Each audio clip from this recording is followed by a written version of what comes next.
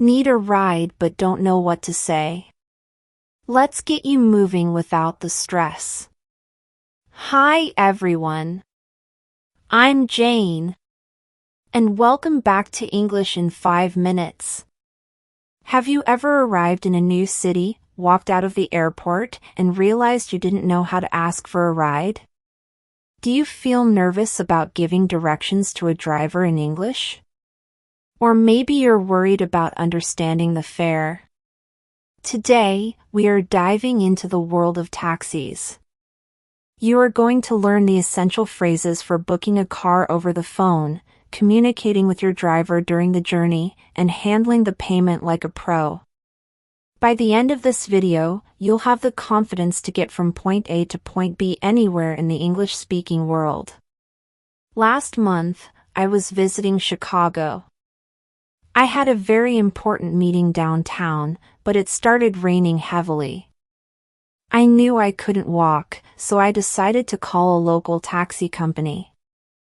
I took a deep breath and dialed the number. "Hello, City Cabs, how can I help you?" the operator asked. I replied, "Hi, can I book a taxi for right now, please?" The operator asked for my location, and I told her I was at the corner of 5th and Main. Then she asked, "And your destination?" "I'm going to the Millennium Hotel," I said. My biggest concern was the time, so I asked, "How long will it be?" She told me a car would arrive in 5 minutes.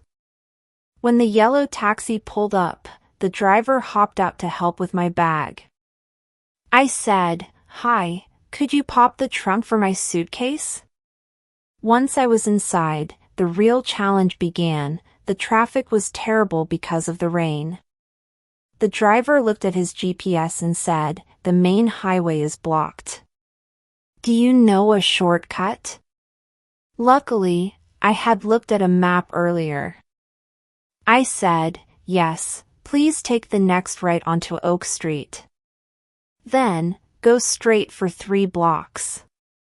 As we got closer to the hotel, the traffic got even worse.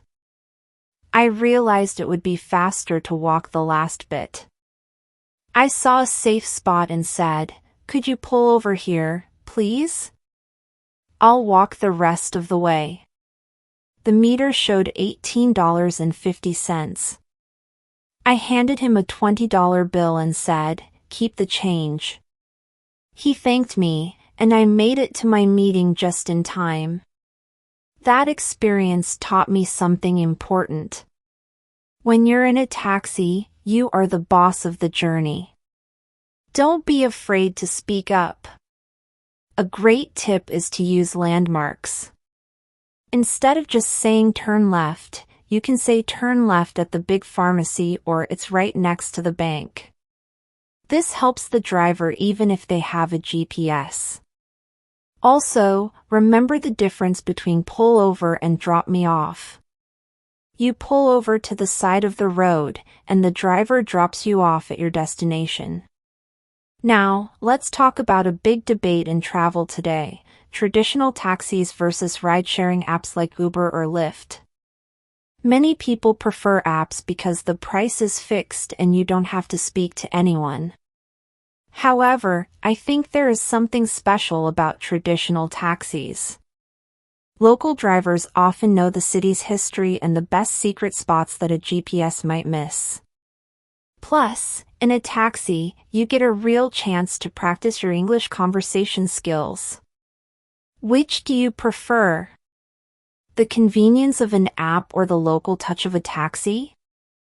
I want to hear from you in the comments below. Do you usually take taxis or use apps when you travel? What is the most difficult part of giving directions in English for you? Have you ever had a funny or interesting conversation with a taxi driver? And here is my would you rather question for today.